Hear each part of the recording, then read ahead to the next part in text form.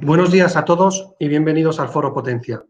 Mientras los asistentes terminan de conectarse a la sesión, les voy a dar unas indicaciones previas para el correcto funcionamiento del evento.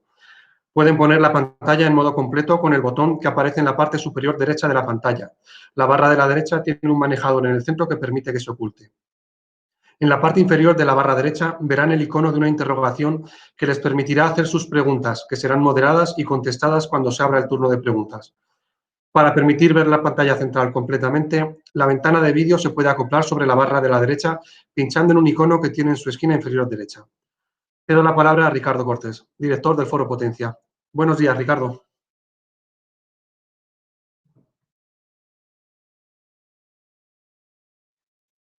Buenos días, Lucas. Buenos días a todos y muchas gracias por su presencia. En primer lugar, manifestarles mi deseo de que tanto ustedes como sus familias se encuentren en perfecto estado de salud y que hayan podido disfrutar de unas estupendas vacaciones dentro de las circunstancias en que nos encontramos. Y, por supuesto, tengan el ánimo a tope para seguir afrontando los momentos que todavía nos quedan por pasar, que sin duda serán difíciles y complicados. Antes de proceder a presentar el evento de hoy, quiero tener un cariñoso recuerdo para Jesús Elorz, que falleció el pasado 11 de septiembre a la edad de 81 años. Jesús fue el fundador de la revista Potencia y su director durante casi 40 años. Periodista hasta la médula, viajero incansable, con una curiosidad infinita, trabajador excepcional, profesional íntegro, optimista y vital, que todos hemos conocido con una sonrisa en el semblante, con una buena palabra en los labios y con una mirada limpia y amigable para todos. Jesús me comentó su alegría y su felicidad cuando fue reconocido con el Premio Especial Potencia a la trayectoria profesional en la edición de los Premios Potencia de 2014. Jesús, amigo, nuestro recuerdo, nuestra admiración y nuestro agradecimiento por tu labor. Descansa en paz.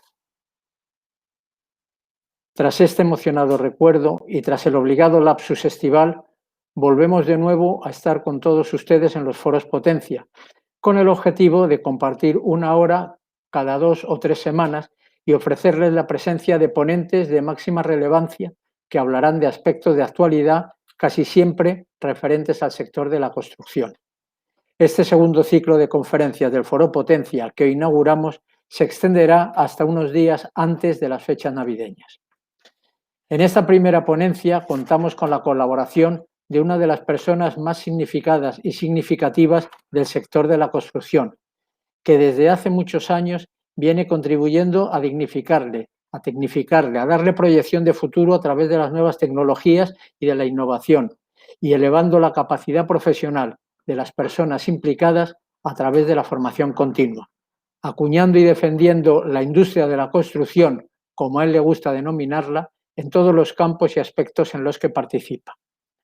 Para el Foro Potencia y para mí personalmente es un honor y un placer poder contar con la presencia de don Juan Francisco Lazcano Acedo, Juan Lazcano, quien expondrá su ponencia acerca del estado y necesidades de la industria de la construcción, su importancia en la reactivación económica, dándonos las claves de cómo la construcción puede ayudar de forma decisiva a paliar la grave situación de crisis económica que la pandemia mundial del coronavirus ha sumido a nuestro país. Intentar presentar a Juan Lazcano, aunque sea simplemente relacionando sus méritos académicos y profesionales, sería una ardua labor y que me ocuparía prácticamente todo el tiempo que disponemos para este foro. No obstante, y de forma muy resumida, les comentaré que es ingeniero de caminos, canales y puertos por la Escuela Técnica Superior de Ingenieros de Caminos de Madrid, siendo actualmente presidente de la Confederación Nacional de la Construcción, CNC, que agrupa todas las asociaciones y entidades del sector. Es también presidente de la Fundación Laboral de la Construcción, de la Asociación Española de la Carretera y de la Fundación de la Plataforma Tecnológica Española de la Construcción, PETEC. Es asimismo miembro del Comité Ejecutivo y de la Junta Directiva de la COE, Confederación Española de las Organizaciones Empresariales, siendo el presidente de la Comisión de Infraestructura y de Urbanismo de dicho organismo empresarial y vocal del Instituto de Estudios Económicos. En su primera etapa profesional al servicio de la Administración del Estado, ha sido director general de Obras Públicas de la Comunidad Autónoma de Castilla y León, subdirector general de Construcción, Conservación y Explotación de la Dirección General de Carreteras del Ministerio entonces de Obras Públicas, director general de Carreteras del Ministerio de Fomento y presidente o consejero de diversos organismos como INIPSA, INITEC, Empresa Nacional de Autopistas, AENA, GIF, así como vicepresidente del Colegio de Ingenieros de Caminos, Canales y Puertos. Entre sus múltiples reconocimientos incluyen la encomienda al mérito civil, la medalla de plata de Galicia, la medalla de honor del Colegio de Ingenieros de Caminos, Canales y Puertos, la medalla de oro de la Asociación Española de la Carretera y el año pasado la demarcación de Madrid del Colegio de Caminos reconoció su trayectoria distinguiéndole con el premio como el ingeniero más destacado. Finalmente, y a efectos de destacar su proximidad con Potencia, es el presidente del jurado de los premios Potencia de Obras Públicas e Infraestructura desde su primera edición. Y para no consumir más tiempo, aquí me paro, dejando en el tintero otros muchos aspectos interesantes de su largo currículum, acrisolado a lo largo de su extensa vida profesional. Reitero el honor y la satisfacción que me proporciona la presencia de Juan Lazcano en nuestro foro y les dejo con él, que seguro nos va a aportar datos precisos acerca de la grave situación en la que nos encontramos y la forma de superarla. Muchas gracias de nuevo, Juan, y adelante cuando quieras.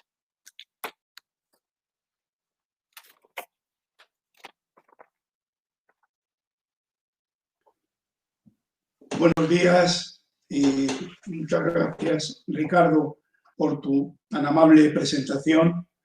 Me uno al sentimiento del fallecimiento de Jesús y, como siempre, agradecer al Foro Potencia su sensibilidad que tiene con el sector y felicitarle por la organización de estas conferencias que has anunciado para el devenir de estos meses. Como ya sabemos, el impacto sobre la economía del COVID-19 ha consistido en un doble choque de oferta y demanda que ha traído consigo lo que podemos denominar como crisis de actividad, contra la que, por tanto, no se puede actuar por la vía de los ingresos, sino del gasto. Y para ello, afortunadamente, nos ha pillado con liquidez en el mundo financiero y amplio margen de actuación para los bancos centrales en el ámbito del endeudamiento.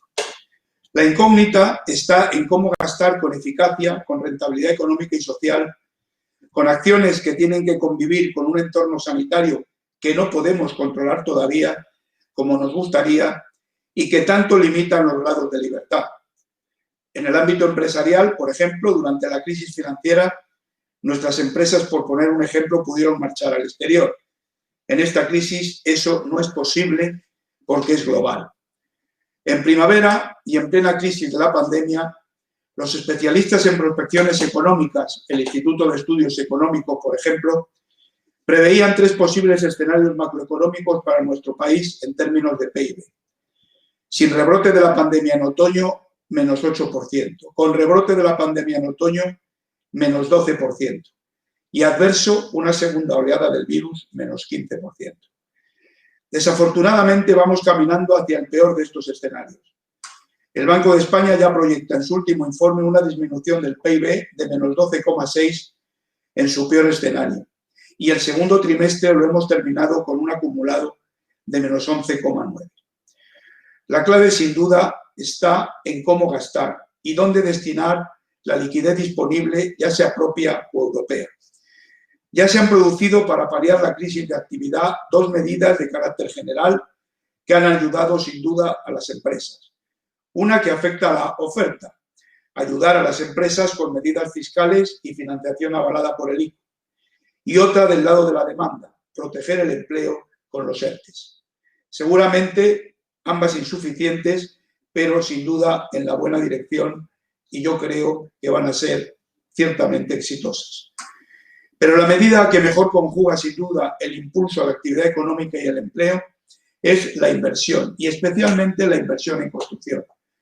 Como así lo acredita la superación de otras crisis en el pasado y autoridades como el Fondo Monetario Internacional, la Comisión Europea o muy recientemente Eric Maskin, Premio Nobel de Economía y catedrático en Harvard, al afirmar que solo saldremos de esta con una inversión masiva en infraestructuras.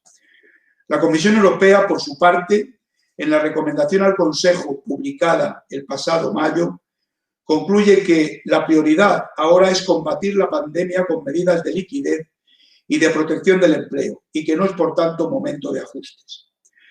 Debemos anticipar proyectos de inversión pública que se encuentran en una fase avanzada de desarrollo y promover la inversión privada para impulsar la recuperación económica. ¿Y por qué la inversión en construcción e infraestructura a estos afanes? Pues porque su variada estructura empresarial, grandes y medianas empresas y alta proporción de pymes, micropymes y autónomos, su capacidad de respuesta es pronta, es flexible y adaptativa, porque genera la segunda mayor creación de empleo de nuestra economía, con 2 puestos directos y 5 indirectos por cada millón de euros invertidos. Genera la mayor actividad económica inducida, equivalente a 1,92 euros por euro invertido. Genera el mayor impulso a nuestra industria nacional, al precisar de la menor cuota de importaciones de todos los sectores productivos, tan solo el 9%, y todo ello con un retorno fiscal del 49% también por cada euro invertido.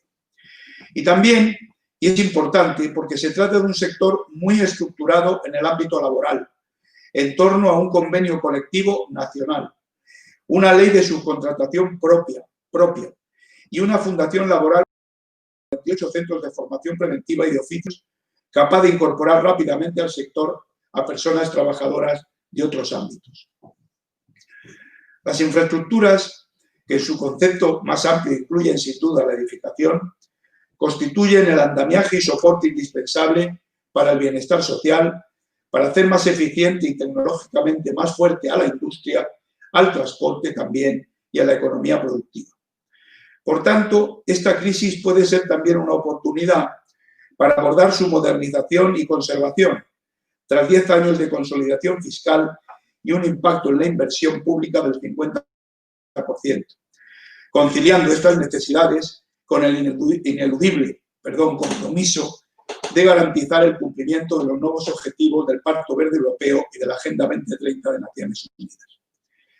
También en este sentido se ha pronunciado la Comisión Europea, que aconseja y propone, con el fin de superar la crisis económica derivada del COVID-19, llevar a cabo una fusión de los planes previos a la pandemia, Pacto Verde Europeo o Green Deal y Agenda Digital, cuya consecuencia sea un plan de recuperación cuyo principal objetivo sea concretar la inversión en sectores y actividades de proyección futura, indica, en cuanto al logro de los objetivos de desarrollo sostenible de la Agenda 2030.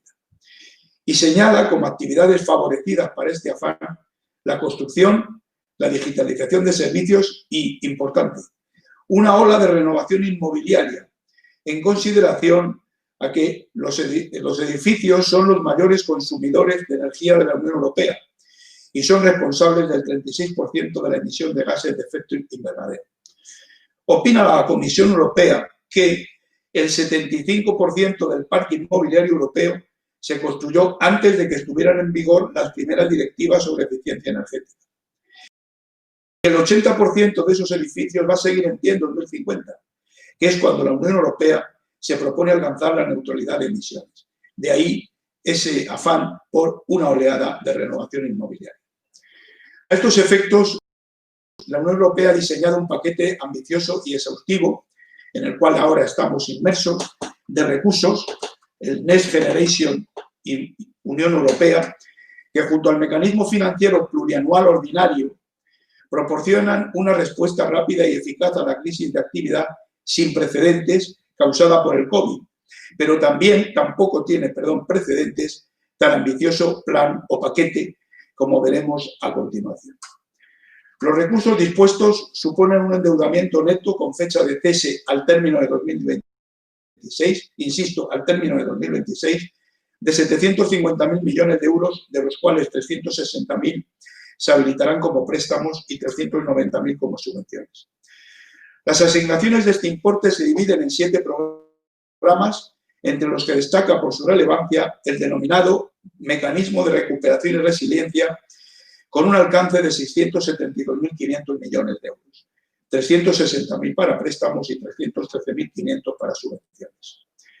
La información disponible hasta el momento respecto de lo que correspondería a España establece un importe de 140.000 millones de euros, del que alrededor de 60.000 millones de euros serían subvenciones. Todavía no conocemos la cifra exacta. Según el acuerdo del Consejo Europeo, para que llegue a España esta financiación, el Gobierno debe elaborar un Plan Nacional de Recuperación y Resiliencia en el que se expongan las reformas e inversiones que se prevén para el periodo 2021-2023. Fijaros el plazo. Los Estados miembros incluirán en sus planes de recuperación y resiliencia su Agenda Nacional de Reformas e Inversiones, diseñada en consonancia con los objetivos políticos de la Unión Europea, que ya viene anunciando girarán en torno a las transiciones ecológica y digital. Según la información disponible hasta el momento, el Gobierno debería presentar a la Comisión Europea un proyecto de plan a mediados de octubre, enseguida, de este año, acompañando el proyecto de presupuestos generales del Estado para el año que viene. Insisto, a mediados de octubre. El plan definitivo se presentaría oficialmente en abril del año que viene, como anexo al Programa Nacional de Reformas. La Comisión Europea evaluará el plan en un plazo de 2 meses. Como vemos, siempre plazos cortos. El Consejo también ha solicitado intervenir en la aprobación de los planes. El contenido del plan deberá estar en línea con las prioridades establecidas por la Unión Europea, insisto, transición ecológica, lucha contra el cambio climático, transición digital, crecimiento económico y creación de empleo. Importante, muy importante. El 70% de las subvenciones concedidas, de esos 60.000 millones, bajo este mecanismo se comprometerá en 2021 y 2022. Perdón.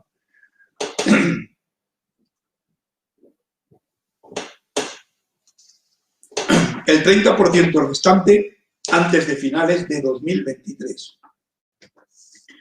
Los compromisos jurídicos, contratación, se contraerán a más tardar el 31 de diciembre de 2023, como digo, y los pagos correspondientes se harán a más tardar el 31 de diciembre de 2026. Como se ve, plazos cortos para resultados eficaces para luchar contra esta tremenda crisis de actividad.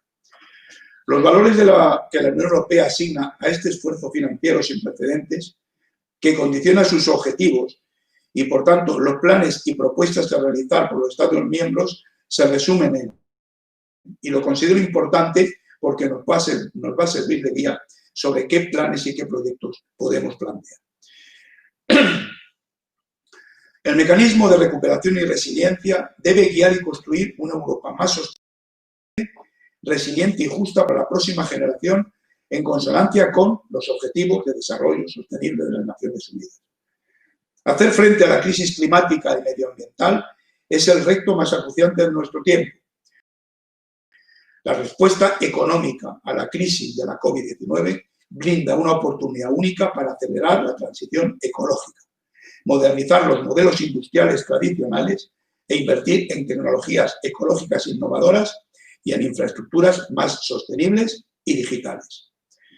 La transición digital es fundamental para reforzar la resiliencia social y económica de la Unión Europea y de sus Estados miembros, su potencial de crecimiento y la creación de empleo. Europa, que se dirige hacia la neutralidad climática de aquí a 2050 y está previsto que eleve significativamente sus aspiraciones en materia de reducción de emisiones de gases de efecto invernadero para 2030, ya anuncia que para conseguir el objetivo climático de que en 2030 las emisiones se hayan reducido en un 55% con respecto a los de 1990, los Estados miembros deben presentar reformas e inversiones para apoyar la transición ecológica en los ámbitos de la energía, el transporte, la descarbonización, la economía circular, la gestión hídrica y la biodiversidad. Y algo también importante. En octubre de este año, la Comisión presentará la evaluación individual del Plan Nacional Integrado de Energía y Clima de cada Estado miembro, del que ha hecho España, que nos va a proporcionar orientaciones importantes a la hora de preparar los planes de recuperación y resiliencia, es decir, lo que tenemos que presentar a la Unión Europea. Los planes de renovación de edificios, insiste, serán esenciales para contribuir a la recuperación económica mediante la creación de empleo en el sector de la construcción, el ahorro en la factura energética, unas condiciones de vida más saludables y reducción de la pobreza energética. La Comisión apoyará diferentes iniciativas para mejorar la renovación de edificios con el objetivo de duplicar como mínimo el índice de renovación anual del parque inmobiliario existente. En particular a través de la iniciativa, insiste, oleada de renovación. Estas inversiones deben ir acompañadas de las reformas reglamentarias necesarias para hacerlas posibles y sostenibles. Como luego veremos, en ello estamos y con propuestas. Invertir en movilidad sostenible también puede contribuir en gran medida a la recuperación. Al diseñar sus planes nacionales de recuperación y resiliencia, los Estados miembros deben considerar la adopción de medidas tales como invertir en transporte público e infraestructuras que apoyen la transición hacia una movilidad más sostenible e inteligente, incluidas unas redes multimodales europeas sin fisuras y eficientes, así como modernizar las redes transeuropeas de transporte para pasajeros y mercancías, léase ferrocarril. Los Estados miembros también deben adoptar medidas tendentes a promover una economía más circular y mejorar las infraestructuras medioambientales, en particular para la gestión de los residuos, aquí tenemos asignaturas pendientes nosotros, y del agua, y la reducción de la contaminación. También se ocupa y avisa de que realizar inversiones en el reciclaje y perfeccionamiento profesional será esencial para contribuir a estas transiciones. Ante este impulso europeo, ¿qué proponemos las organizaciones empresariales? Bueno, pues afortunadamente las organizaciones empresariales venimos realizando estudios para identificar las necesidades y los proyectos necesarios para recuperar en términos de modernización y mantenimiento de las infraestructuras las consecuencias del déficit inversor que hemos padecido en estos años pasados. Si además las podemos hacer compatibles con los nuevos objetivos del Pacto Verde y de la Agenda 2030 de Naciones Unidas, estaremos aportando con eficacia ideas. La pandemia generada por el COVID y sus consecuencias sobre la actividad económica han puesto en valor como especialmente oportunas todas esas fuentes de conocimiento que hemos ido elaborando y que nos van a servir muy bien para un aprovechamiento eficaz de los fondos disponibles en este momento, ya sean propios del Estado en su conjunto, Administración Central, Comunidades Autónomas y Administración Local, o los fondos europeos, no solo el marco financiero plurianual y el plan de recuperación, sino el SURE, el BEI, el MEDE, etc.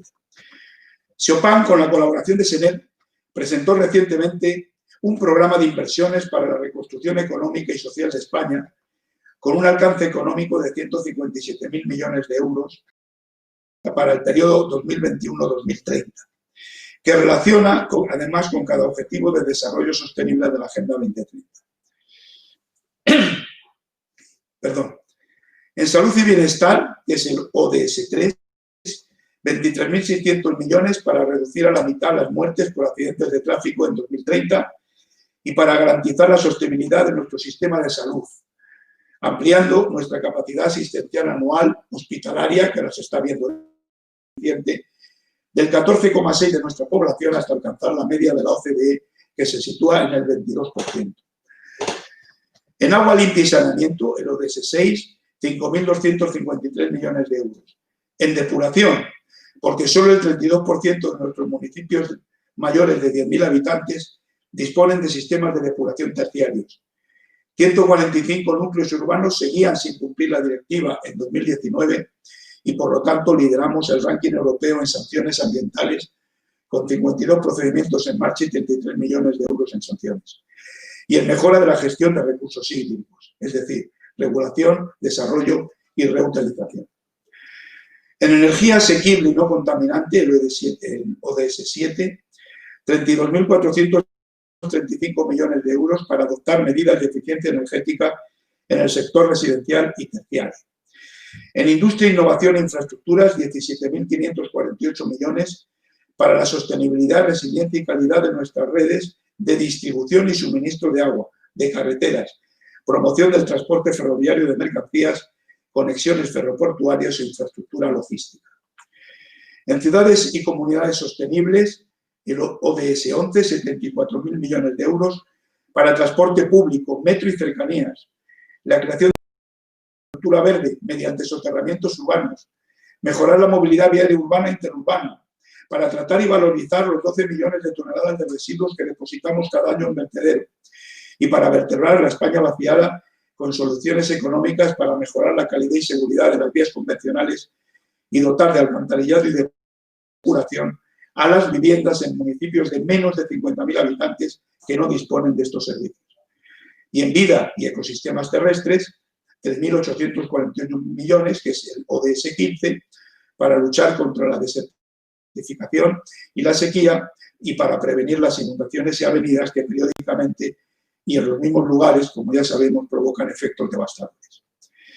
Por su parte, la Asociación Española de la Carretera, que me honro presidir, acaba de presentar un plan de carreteras seguras, verdes y conectadas para que el sistema viario coopere en el logro de los ODS, persevere en la estrategia Sistema Seguro y en el Pacto Verde Europeo. El plan propuesto, con una inversión de 32.000 millones de euros, absorbería alrededor de la mitad de las previsiones de paro en 2021, 1 millón de empleos. Entre las actuaciones que contempla, construir carreteras 2+1 en 114 kilómetros de red convencional, repavimentar 90.000 kilómetros para reducir las emisiones de efecto invernadero, circular por una carretera en mal estado incrementa en un 6% las emisiones de CO2, adaptar 50.000 kilómetros a la movilidad conectada y eléctrica con la instalación de 14.900 puntos de recarga en vías interurbanas, crear itinerarios preferentes para la movilidad de mercancías en el entorno rural de 889 municipios, desarrollar una red de movilidad turística en la España vacía que afectaría a 6.827 municipios, construir 3.300 kilómetros de carriles bici y 6.930 kilómetros de vías prioritarias exclusivas para el transporte colectivo en ciudades. También la Asociación Española de la Carretera, en sus documentos Seguridad en carreteras convencionales, un reto prioritario, y también la auditoría del estado de conservación de la red viaria 2019-2020, propone lo siguiente. En la red de carreteras del Estado, comunidades autónomas y diputaciones forales, que son 100.000 kilómetros, 75.000 son carreteras convencionales por las que circula el 40% del tráfico y se producen el 78% de las víctimas mortales. Es una obligación abordar los principios del sistema seguro, carreteras que perdonan los errores humanos del usuario, para evitar choques frontales con calzadas 2+1, salidas de la vía creando un entorno seguro y tramos de concentración de accidentes, balizamientos, variantes de trazado, etc. Una inversión de 2.000 millones, simplemente, disminuiría en un 30% las víctimas mortales. Estas actuaciones requieren proyectos de implementación rápida y que encajan también con el ODS 3, Salud y Bienestar, que implica reducir a la mitad el número de muertos y lesiones causadas por accidentes de tráfico. La última auditoría de la red viaria realizada por la Asociación Española de la Carretera sobre los 100.000 kilómetros de la red que acabo de citar revela que 1 de cada 10 kilómetros presenta una situación muy deficiente, deterioros graves en más del 50% del pavimento, incompatible con la movilidad segura y verde. Ello incrementa las emisiones de efecto invernadero un mínimo de 25 millones de toneladas en una década. Hay que renovar 374.000 señales de código. Es necesario repintar las marcas viales en 38.500 kilómetros. Revertir esta situación requiere una inversión mínima de 7.400 millones de euros, 2.400 en la RIGE y 5.000 millones en la red de comunidades autónomas y diputaciones forales. También en este caso, estas actuaciones requieren proyectos sencillos de rápida implementación que encajan en el ODS 9. En lo que se refiere a la necesaria rehabilitación edificatoria en eficiencia energética, a la que ya hice referencia y que para la Comisión Europea es urgente abordar, recordemos, oleada de renovación, demandamos una estrategia de rehabilitación, renovación y regeneración urbana en base a los siguientes datos. En España, de los 10 millones de edificios existentes con 26 millones de viviendas, 18 millones principales, solo un 5% están construidas con el Código Técnico de la Edificación. Un 40% están construidos con la normativa básica de 1979 y un 55% sin ninguna normativa. El 80% de esos edificios seguirá en pie en 2050, insisto, cuando la Unión Europea se propone alcanzar la neutralidad de emisiones. Desde el lado de la oferta, la experiencia del gobierno federal alemán nos enseña que los fondos públicos aportados para la rehabilitación edificatoria en eficiencia energética promueven una actividad económica que los multiplica por 6,5, generan 18 puestos de trabajo por millón de euros invertidos, reducen los costes de desempleo un 95% de valor de la subvención y producen un retorno fiscal que los multiplica por 1,9. Estos ratios significarían, siendo prudentes, que si entre el Fondo Nacional de Eficiencia Energética, el Plan de Vivienda y los fondos europeos se destinaran 2.000 millones de euros al año, que supone pasar de las exiguas 30.000 viviendas rehabilitadas actualmente a 120.000, en 4 años se habría generado una actividad económica equivalente a 52.000 millones de euros, se habrían creado 832.000 puestos de trabajo equivalentes a 208.000 empleos a tiempo completo, se habrían reducido los costes de desempleo en 7.600 millones de euros y se habría generado un retorno fiscal de 15.200 millones de euros. Del lado de la demanda sería aconsejable adoptar medidas fiscales, como reducir los costes fiscales en IVA, IBI y el impuesto y tasa sobre licencias municipales, establecer desgravaciones fiscales sobre la inversión en IRPF e impuesto de sociedades y flexibilizar los parámetros urbanísticos como edificabilidad, números máximos de viviendas y cambios de uso. Esto también entra en el plan de recuperación y resiliencia porque no solo tiene que tener inversiones, sino también reformas estructurales.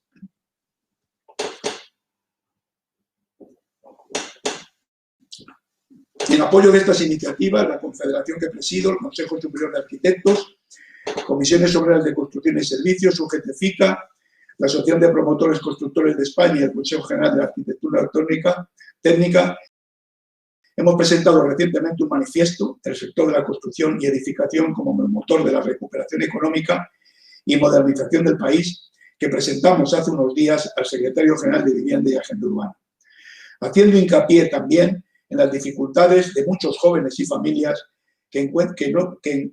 para los que encontrar una vivienda asequible es muy difícil y agravada además por un exiguo parque de viviendas de alquiler social, solamente un 1,5%, cuando en la Unión Europea este valor está en el 12%.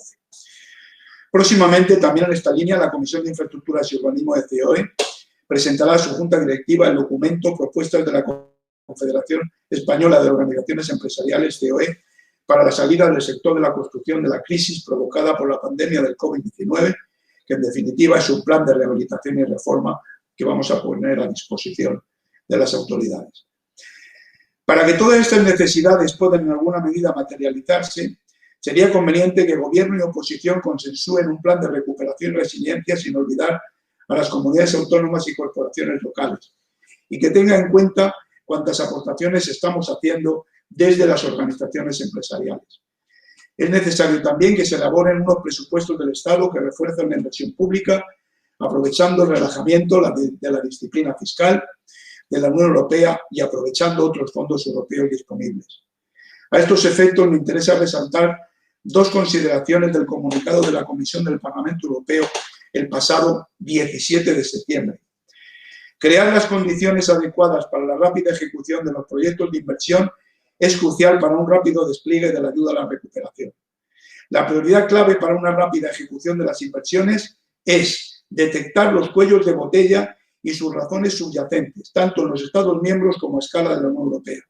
Son muchas las formas que adoptan los obstáculos que pueden plantear riesgos para los proyectos de inversión, para que los podamos ejecutar. Pueden ir desde las trabas administrativas, por ejemplo, la ley de contratos, deberíamos de hacer algo, tramitando determinados expedientes por urgencia, etc. Pueden ir desde las trabas administrativas, insisto, a la creación de una empresa hasta la escasez de mano de obra cualificada, una fiscalidad elevada o compleja, la evasión fiscal o una legislación sectorial restrictiva o la lentitud de los procedimientos judiciales. El éxito de la aplicación del mecanismo depende de que se superen eficazmente los obstáculos a la inversión y se mejore el entorno empresarial. Ello apunta una vez más a la importancia de apoyar las políticas de inversión mediante reformas estructurales complementarias, insisto, complementarias. Y tenemos que pensar en cómo la ley de contratos públicos podemos adaptarlas a los plazos cortos que tenemos para contraer y comprometer los proyectos que presentemos. El dinero que recibirán los Estados miembros en el marco del mecanismo de recuperación y resiliencia se sumará a la financiación que suelen percibir en el marco de la política de cohesión o de otras fuentes de la Unión Europea. Esto también es importante.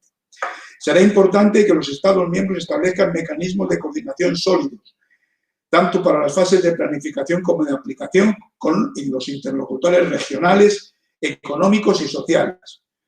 Y el mecanismo de recuperación también puede utilizarse para promover la inversión privada, por ejemplo, conjuntamente con el INVEST Unión Europea o con las misiones y asociaciones de Horizonte Europa, etc.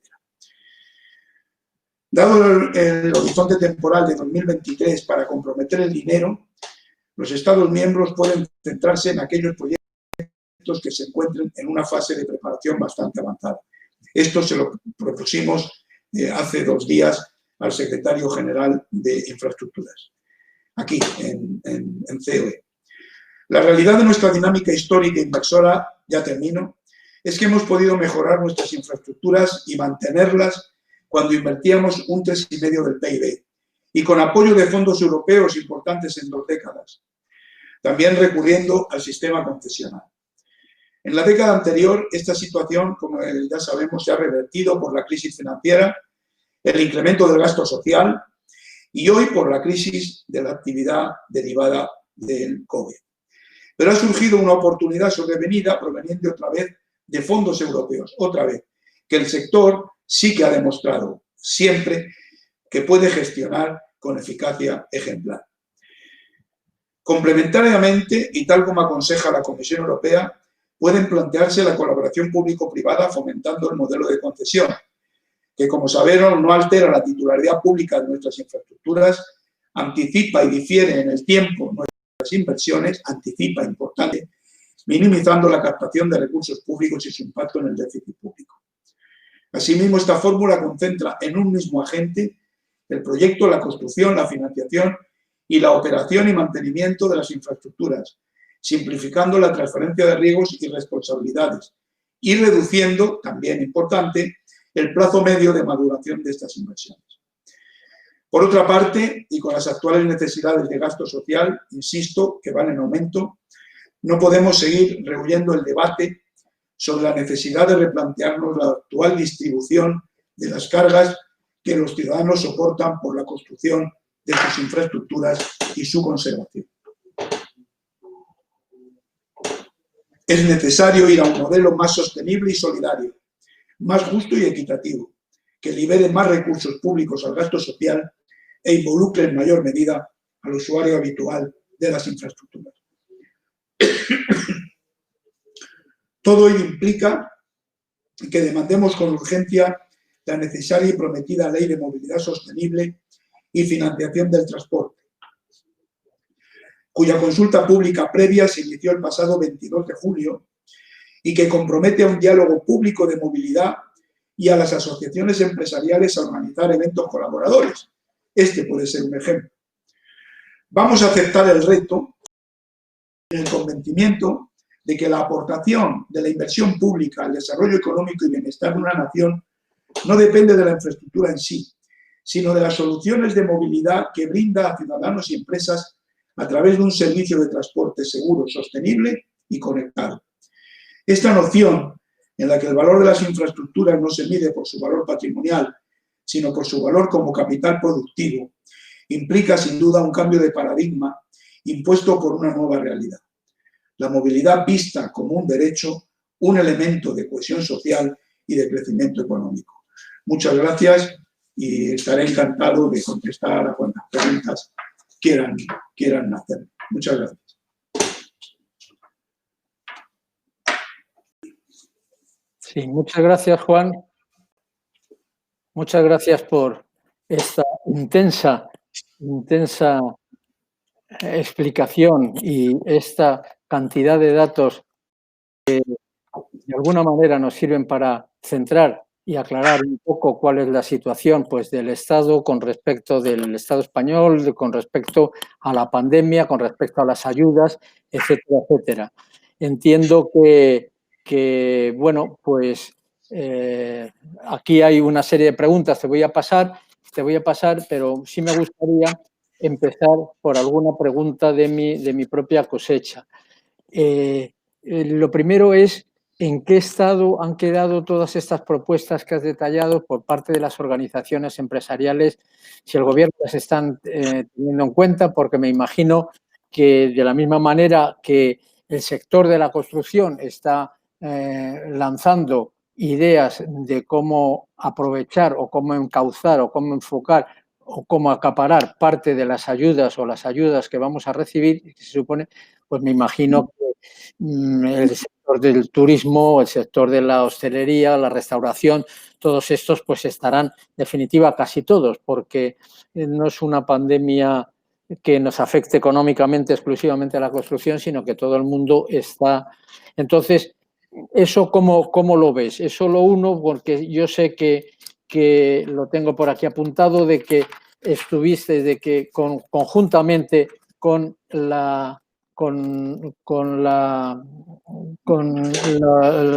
el Consejo General de Arquitectos Técnicos, con UGT, con comisiones obreras, con la Asociación de Promotores, habéis hecho, y CNC, se ha hecho una propuesta, que se ha presentado al Ministerio.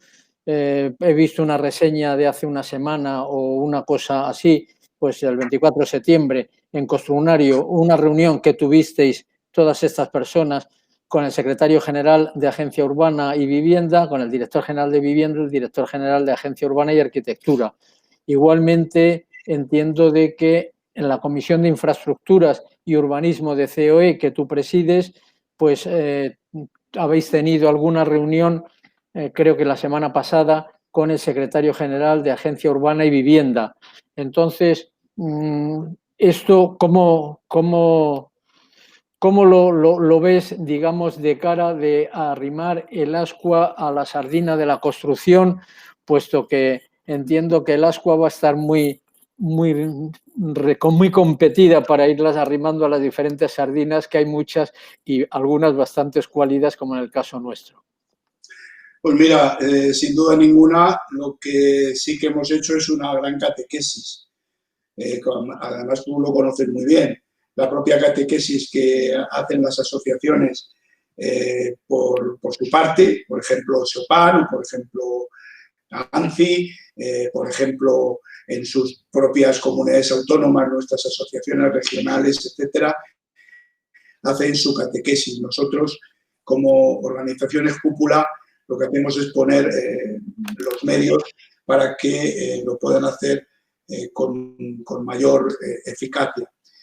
Y como sabes también, venimos elaborando documentos, me ha interesado mucho en mis palabras ponerlas de manifiesto, porque es un ejemplo de que tienen información suficiente para utilizarla. Y luego hemos hecho dos acciones. Una a la que has hecho tu referencia en el ámbito de la edificación. Hemos elaborado un plan de rehabilitación y reforma y hemos elaborado el manifiesto al que hemos hecho referencia, que además han participado los sindicatos, el Consejo General de Arquitectos, etcétera, los promotores, etcétera, como muy bien has indicado. Yo creo que de alguna manera ha hecho su efecto, por lo menos el secretario general de Vivienda los conoce, los tiene de la mano y mira, con ocasión de la inauguración del Congreso Rebuild 2020, lo que ha hecho es asegurar el papel fundamental que desempeña la construcción y la edificación. David Lucas pone de manifiesto la importancia de la función social de la edificación adaptada a la innovación y la eficiencia energética y la relevancia de la colaboración público-privada. Y todavía ha sido más concreto al decir el sector de la edificación y construcción son clave para impulsar la actividad económica a juicio del secretario general, que ha destacado que son pieza fundamental en el plan de reconstrucción, transformación y resiliencia de la Unión Europea en el que está trabajando el gobierno. Y el otro día pues vino a esta casa, efectivamente yo presido la Comisión de Infraestructuras y Urbanismo, y se prestó a escucharnos el secretario general de Infraestructuras, el secretario general del MISMA.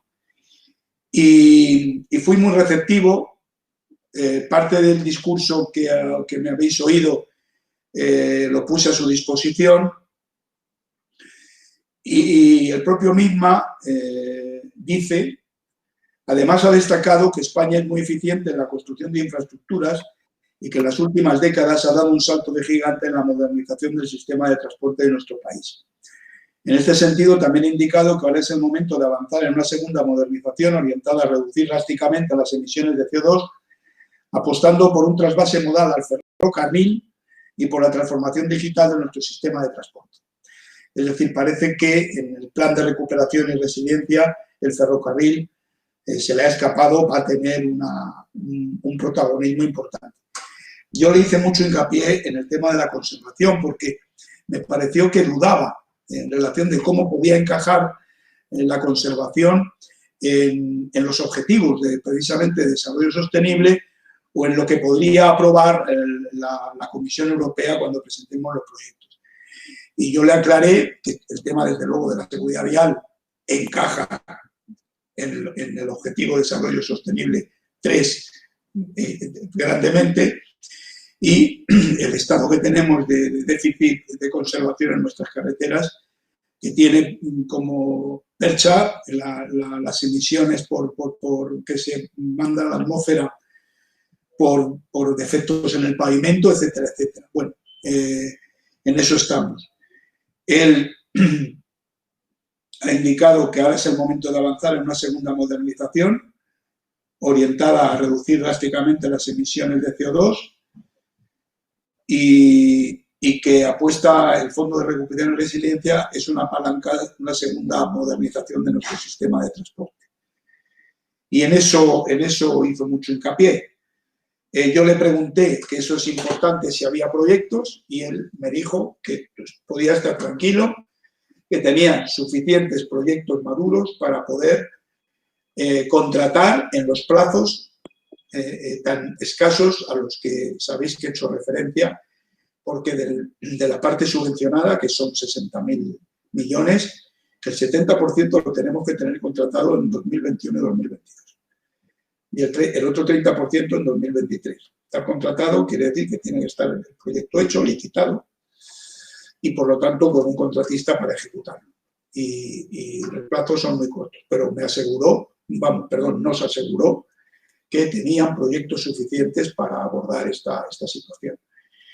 Por eso, contestando a tu pregunta, Ricardo, creo que sí, que hemos podido transmitir con mucho énfasis las necesidades que tenemos y los proyectos. Y lo que hace falta es que se pongan rápidamente a ello, porque también octubre está ya ahí, tienen que presentar lo que es el plan, ahí no hace falta que especifiquen proyecto a proyecto, pero en abril del año que viene sí que ya es necesario. Sí, mira, Benigno Bueno, un fiel seguidor, es un fiel seguidor del foro y además una persona, como tú conoces, muy vinculada con la maquinaria y entonces nos pregunta, bueno, un poco ya lo has contestado tú al final, pero sí nos pregunta de si tú sabes, claro, has dado una fecha de mediados de octubre para presentar. ¿Tú sabes cómo está esto? Si el Benigno dice que él tiene constancia de que hay algunos planes ya desarrollados o algunas propuestas para incluir en ese plan. ¿Tienes constancia de cómo lleva el Gobierno la elaboración de este borrador del plan que tiene que presentar a mediados de este mes? Yo lo que conozco es que hay una comisión coordinadora, que sabes que además depende de la oficina económica del presidente del gobierno, que los diferentes ministerios, supongo que el que tiene más énfasis en el tema, porque el otro día el secretario general nos decía que el 70% de la inversión pública viene del MITMA, el otro 30% de la transición ecológica, no lo tienen muy difícil el preparar los planes para mediados de octubre. Vamos, no lo tienen difícil. Hemos echado una ojeada nosotros a los que han presentado Francia e Italia, y ahí lo que se plantea es una declaración de intenciones. Pues ahí puedes poner el plan de rehabilitación del gobierno para la oleada de renovación inmobiliaria. Ahí podrían meter que van a meter pasar de 30.000 a 120.000. Todo eso, sé que el Ministerio que la Secretaría General de Vivienda ha trabajado en el tema y lo conoce muy bien. El MITMA, hombre, tiene unos muy buenos funcionarios y sabes además que han elaborado el documento este de la estrategia sostenible, sí, segura y conectada. Por lo tanto, a los efectos de presentar un plan y tal, pues también yo creo que tienen los medios suficientes. Yo sí que tengo esa confianza. A mí la única cosa que me preocupa, Benigno, ahí es que es bueno, no sé si es obligado, pero lo he dicho como obligado, pero tampoco estoy muy seguro, pero sí que la Comisión Europea quiere que eso se presente con los presupuestos generales del Estado, porque al final es una suma de cosas, ¿no? Y espero que lleguen a tiempo. Hoy habéis oído que han quitado del medio la aprobación del techo de gasto por 2 años. sí. Eso, no sé si eso lo que implica es el poder ir más deprisa para esta finalidad. Y es lo que os puedo decir. Pero bueno, yo confío en que los dos ministerios inversores puedan presentar unos planes a mediados de octubre, sí. Sí, porque otra de las preguntas o, bueno, de sugerencias que nos han hecho es desde ANCI, que dice que consideramos que agilizar los plazos para la contratación es fundamental. Y todo viene, pues ya lo has comentado tú en tu ponencia, pero bueno, viene a reforzar un poco el sentido de urgencia que hay en todas las actuaciones para tratar de sobrepasar este estado en el que estamos, ¿no? Esta depresión en la que estamos. Sí. Entonces, bueno. El otro día se lo planteamos al secretario general de Infraestructuras y nos abrió la puerta diciendo también que están en ello, que son conscientes de la urgente necesidad para contratar y que verán la manera de poder simplificar plazos o en relación de una adaptación de la ley de contratos a esta situación. Él, desde luego, nos contestó a esta pregunta, que por cierto se la hizo, me parece, a Abraham Sarrión, contestó en este sentido.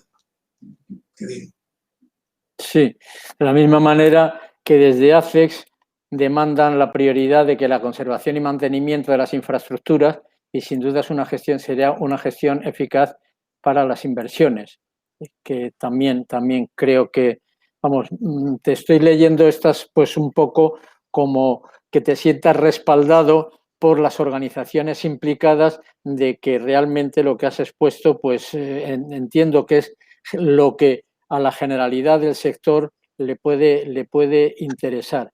Hay un par de preguntas que se escapan un poco a esto que has comentado, que son un poco más particulares, pero creo que es interesante comentarlas. No te las pongo aquí porque ha habido 3 asociaciones, la Asociación Vizcaína de Excavadores, UNEXMA, la Unión de Excavadores de Madrid y la Asociación de Excavadores de Cantabria, que los 3 han incidido sobre el mismo punto, que es la necesidad de que se genere una especie de plan renove para la maquinaria de construcción, muy especialmente la maquinaria de obras públicas, de movimiento de tierras. Bueno, están representados estas tres asociaciones, son de excavadores. Entonces, ¿debido a qué? Pues a que las inversiones en maquinaria en los últimos años pues están como todos sabemos, y también de que algunas empresas, grandes constructoras o grandes subcontratistas, al encontrar, como tú bien has explicado, trabajo fuera, pues una parte de esa maquinaria la han mandado al exterior. En definitiva, el parque de maquinaria de obras públicas fundamentalmente pues está obsoleto, escaso, y para impulsarlo y poder, además, con la velocidad a la que la tecnología va modificando las máquinas, el nivel de obsolescencia de las máquinas es mucho más rápido y mucho mayor en los últimos años que podía pasar hace 10 o 15 años, ¿no? Entonces, ¿sabes si hay algo de esto, algún movimiento más oficializado que estas asociaciones se manifiesten? ¿Tú has tenido algún input dentro de la CNC para que lo puedas trasladar a quien corresponda, o cómo podríamos encauzar o incorporar esta necesidad dentro pues del apartado, yo no sé si de financiación, o yo no sé si, bueno, si como proyecto o incorporarlo en proyectos, la renovación de los parques dentro de cada proyecto, en fin. Este es un poco el sentimiento, y eso es un poco que te exponen estas asociaciones. Yo no había recibido esta propuesta, pero la iniciativa que puedan realizar las asociaciones más concernidas, por supuesto la apoyaríamos. Y mira, hay una oportunidad también, yo creo, con el plan de recuperación y resiliencia, porque en él se habla de la modernización tecnológica, y sin duda ninguna esa maquinaria ya incorpora, la más moderna, mucha transición digital. Y yo creo que por esa vía, y teniendo en cuenta que es muy explicable que durante la famosa década de la crisis financiera, como tú muy bien has dicho, la inversión pública aquí decayó, mucha maquinaria se vendió o se fue a otros países, y otra se ha ido al extranjero porque las grandes empresas y medianas empresas que han tenido obra fuera pues la han también remitido. Yo creo que ante esa carencia y contando entre comillas que también el sector puede aprovechar esta oportunidad para digitalizar todo lo que es esta maquinaria, lo cual sin duda ninguna es súper positivo, pues plantear el que en el plan de recuperación y resiliencia haya un dinero para estas reformas estructurales. No sé si propio del plan o que encajen otros de los programas que tiene la Unión Europea. Estupendo. Mira, hay dos personas, dos asistentes que hablan sobre la formación, que uno de ellos comenta que es Juan Antonio Lantarón, comenta que otra cuestión importante para nuestro sector y en la que se debiera actuar es la de la formación de operadores de maquinaria. Sí, y yo creo que quien hace la pregunta conocerá precisamente la labor que en este sentido estamos haciendo desde la Fundación Laboral. Estamos formando a operadores de maquinaria y de los gruistas, que ya es muy antiguo, pero en otras máquinas, ¿no? Y venimos haciendo formación de operadores de maquinaria con mucha intensidad. Yo creo que la Fundación está haciendo en este sentido una labor muy, muy importante. Sí, estamos de acuerdo. No sé si tiene alguna alguna duda o algo, pues que me haga una nota, o yo le dirijo al director de la fundación para darle una información muy precisa de todo lo que estamos haciendo sobre formación de operadores de maquinaria.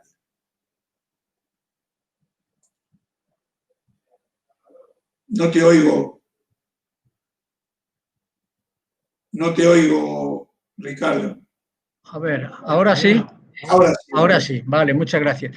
Digo que me tienen que perdonar tú en primera persona, Juan, y luego nuestros oyentes, porque no sé qué ha pasado con mi ordenador, que cuando hemos empezado a hablar de tecnología y de digitalización se me ha quedado completamente apagado. Y entonces he tenido que salir a recoger otro. De cualquier manera, pues bueno, sí he escuchado tu respuesta sobre la formación. Sí quiero únicamente comentar a los presentes que precisamente la próxima celebración, el próximo foro Potencia, que se celebrará el día 14 de octubre a las 6 de la tarde, el ponente es Enrique Corral, que, como tú bien conoces, es el director general de la Fundación Laboral de la Construcción que tú presides.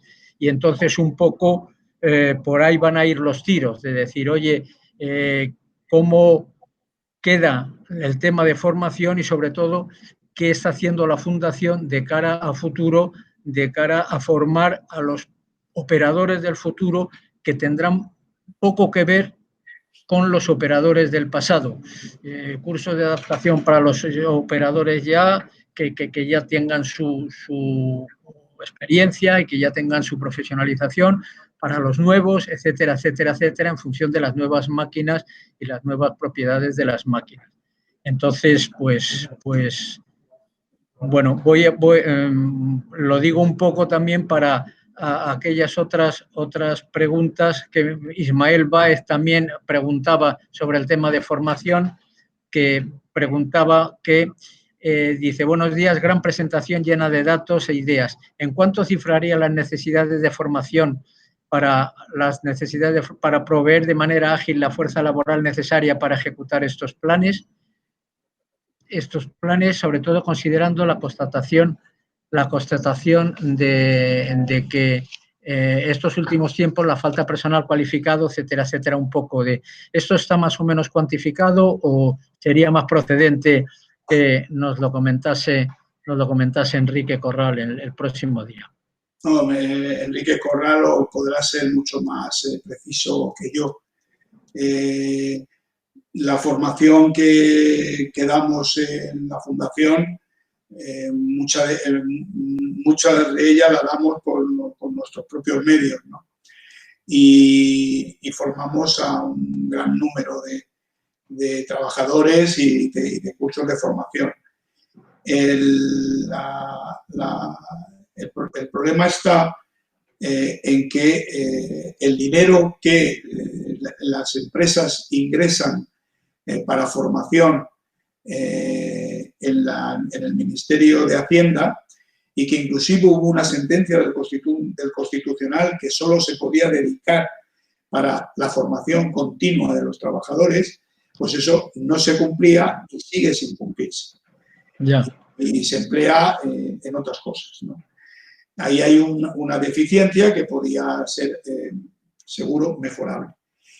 Nosotros, por nuestra parte, lo que estamos tratando de hacer, os lo contará Enrique, es atraer a los jóvenes y a los menos jóvenes que se marcharon a otros sectores durante la anterior crisis, al sector,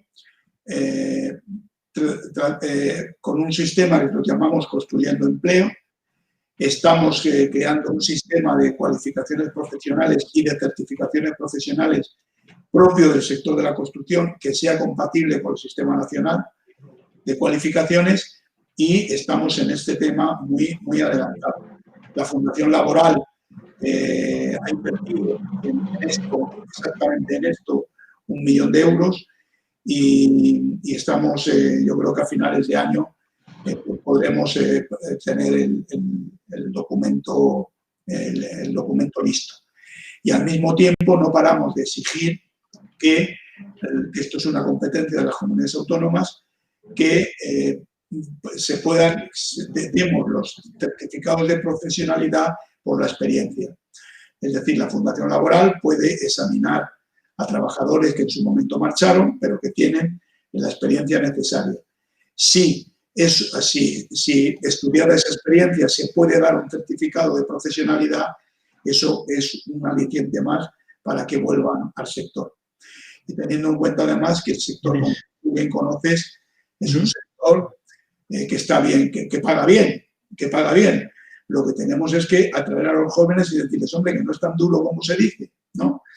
Pero es un sector que sabes que inclusive las tablas laborales de remuneraciones son muy elevadas y un convenio que tiene hasta una retribución mínima anual que está muy por encima del salario mínimo. Y a ver, siempre pues estamos en esa línea, pero Enrique os lo va a contar seguro con más precisión. Seguro. No le dejaremos que se escape sin que nos lo cuente. Mira, ya las dos últimas preguntas. Una que, que viene rodando desde hace mucho tiempo, que es el tema de la morosidad. Que sale de una forma bastante recurrente, como es lógico en estos foros. Javier Solís pregunta dice que si se aprueba el régimen sancionador de la morosidad, que ahora mismo está en trámite, se respetarán por fin los plazos de pago a 60 días por parte de las constructoras. Este régimen sancionador nos beneficia a todos. ¿Qué sabes sobre este tema? No conozco, o sea, sé toda la aventura que en todos estos años ha sufrido el tema de la morosidad, con sus idas y venidas, y bueno, otra de las cosas últimas que ha sido positiva, leía el otro día una sentencia de un tribunal, es que el pacto entre las partes no se puede hacer, es decir, no se puede pactar por debajo, que sería una cosa fea, pero en una legislación anterior sí era posible, se decía, salvo pacto entre las partes. Ahora eso ya no es así, sino que hay que aplicar los intereses previstos en la legislación.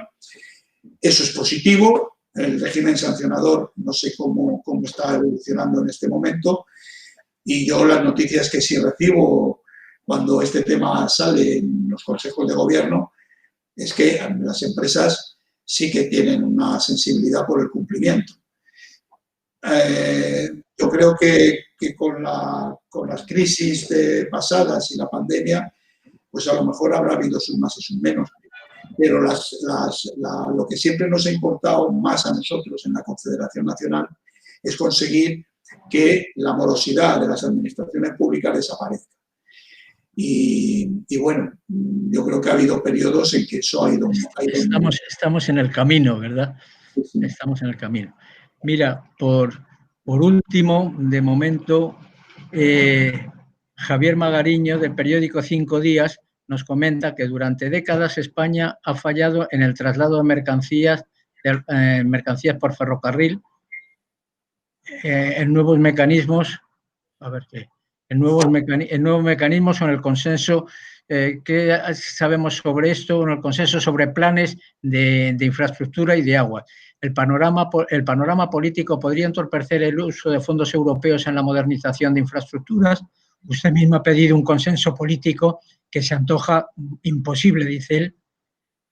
Yo matizaré bastante difícil. Bueno, Javier, sabes el tema del transporte de mercancías. Estamos por valores menores del 4%, ¿no? Y por lo tanto, eso sí que es una asignatura pendiente. Los diferentes gobiernos que hemos tenido en el Ministerio Inversor, ya se llama la misma, o Ministerio de Fomento, sabes que cuántas veces nos han presentado unas diapositivas sobre el plan de transporte de mercancías que iba a abordar el gobierno. Yo creo que ahora mismo tienen la oportunidad, y además los proyectos podrían ser también, yo creo que de rápida implantación. Bueno, sabes que habría que empezar por el tema de los apartaderos, habría que ver lo del cambio de vía de Ibérica a la vía UCI, etcétera, etcétera.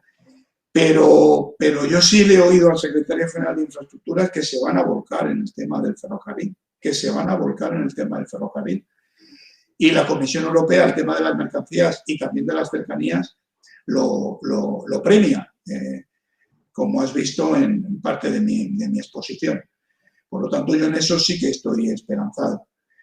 En cuanto a lo que dices de que haya consenso,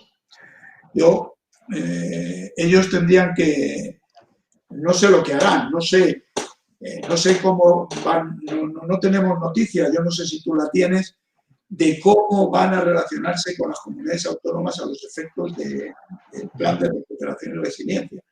No lo sé, lo que sabemos ahora es que crearon la Oficina Económica del Gobierno.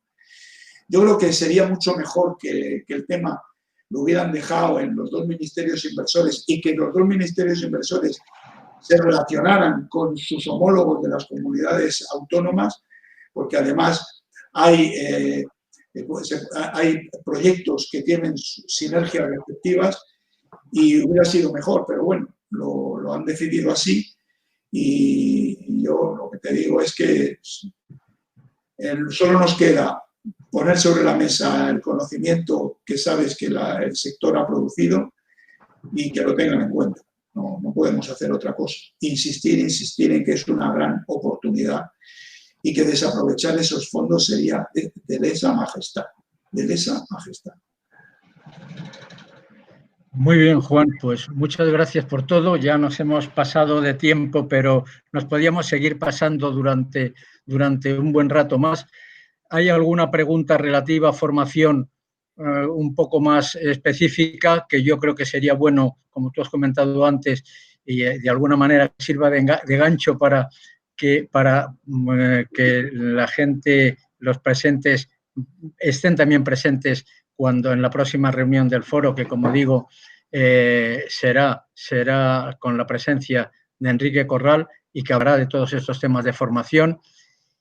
Darte las gracias, como siempre, por tu accesibilidad, por tu colaboración, tu disponibilidad para estar con nosotros y por la claridad y la cantidad y calidad de los datos que has ofrecido. Y bueno, pues seguro que tenemos oportunidad de poder volver a tener un tema en el cual tú puedas volver a participar y nos puedas seguir contando cómo va el desarrollo de todos estos planes tan interesantes para el sector. Muchas gracias, Juan, de nuevo por tu amabilidad. Muchas gracias a los asistentes y quedan convocados para el próximo foro sobre formación. Muchas gracias a todos y buenos días.